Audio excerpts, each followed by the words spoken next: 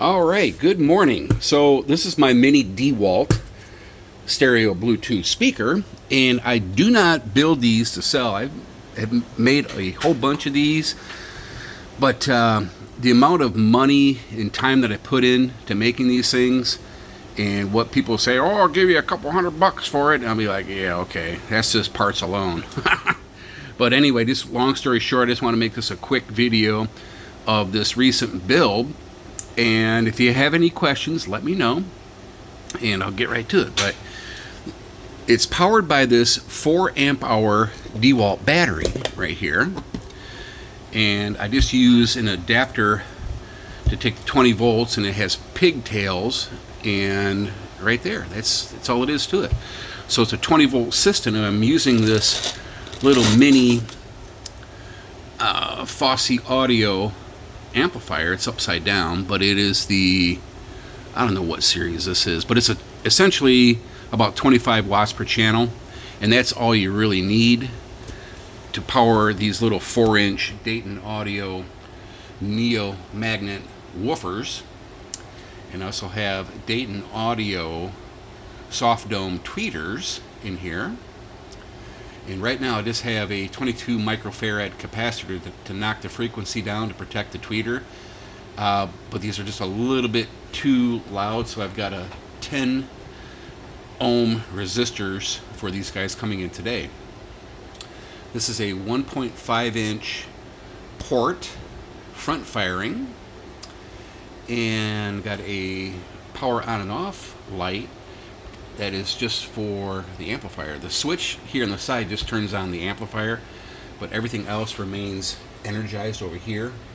And I use essentially the stock 19 volt AC to DC adapter power brick on these things, and it charges up the DeWalt battery just fine.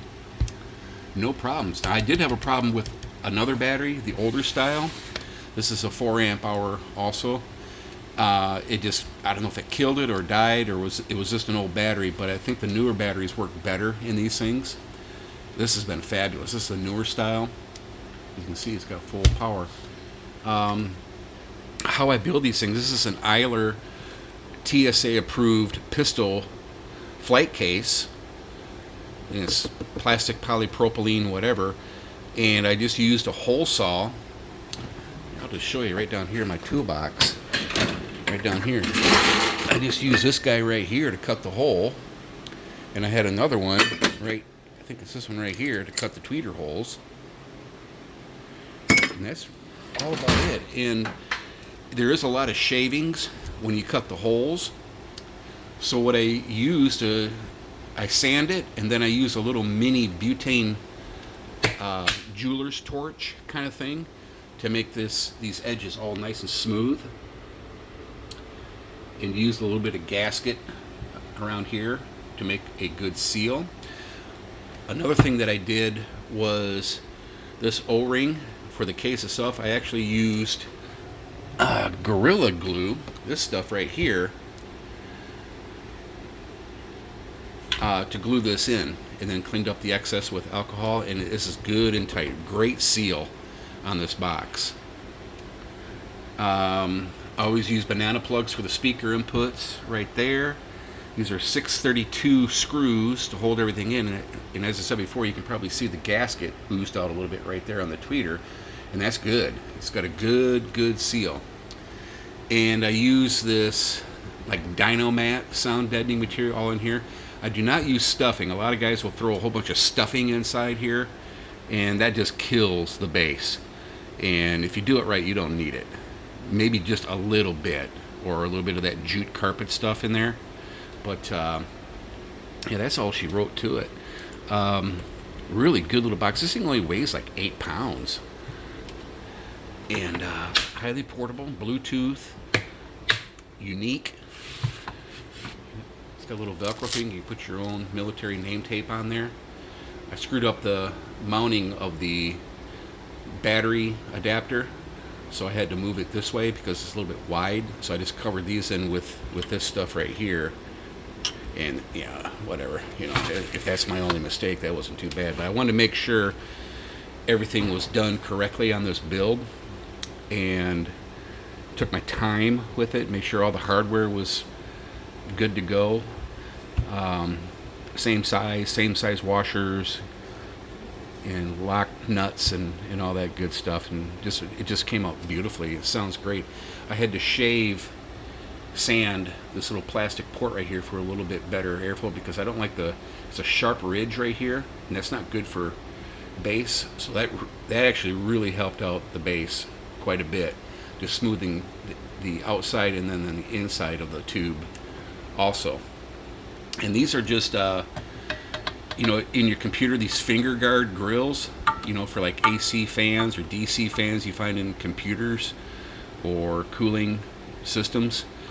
These are 50 millimeter ones. They fit perfectly. I didn't have to bend them. But these guys right here, I had to bend just a little bit to make them fit. I just used some pliers and no problem, didn't break. He's got to be really slow and careful with them, but just protects these woofers really nice. And like I said, it's only 8 pounds with the battery in there. You know, that's the heaviest part, is the battery. With these little neo magnet woofers in there, shoot, man, it just freaking works great. Just turn it on here and the light comes on. Boop. Because they had that little black air release knob up there. I just drilled it out and put a light in there. So it makes it really, really cool. But yeah, this is one rugged little guy. You know, throw it in your truck, and you have your USB QC 3.0, and then also PD, which is good for up to 83 watts of power, you know, for like a laptop. So it's really good. This is a 3.5 millimeter audio input aux jack, so if you want to run like an MP3 player or whatever. And this power port right here, you don't have the battery in there, but this is just a standard brick that comes with these little amplifiers, and it just charges up the battery really nice.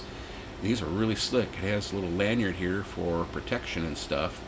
So yeah, there's not much to it, man. I make a lot of these. This is the mini DeWalt, and it's great sound. I mean, it's not a super loud, but you know, at normal speaking voice levels, it plays full sound beautifully. It grabs down to near 60 hertz, especially with this port. When I didn't originally have a port on this, then I put a port on it, and it just opened it right up beautifully. Just the tuning, with everything was just kind of came together.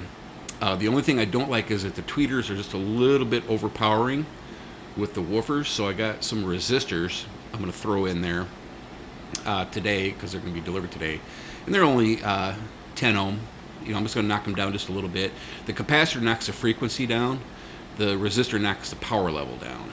So, and that's about it. Mini DeWalt. I mean, look at this little guy right here.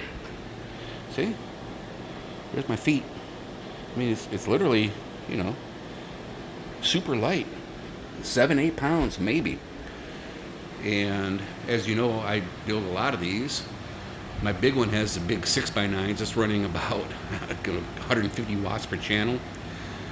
These guys will hear 10-inch boom boxes. Just some of my iterations I've done throughout the years, but I didn't want a big one. I kind of wanted a smaller one, just for portability and to have fun with, and you know, to keep my chops up and have fun doing these things. And this one really, really surprised me how well it sounds with just 2 4-inch woofers and 2 soft dome Dayton Audio tweeters. Very, very portable, very, very sexy looking, very, very unique, and that's the name of the game. But yeah, you can charge up with the solar panel, all the good stuff. All right, thanks for watching, and we'll see you next time. Have any questions, let me know, and put them in the comments below. Later.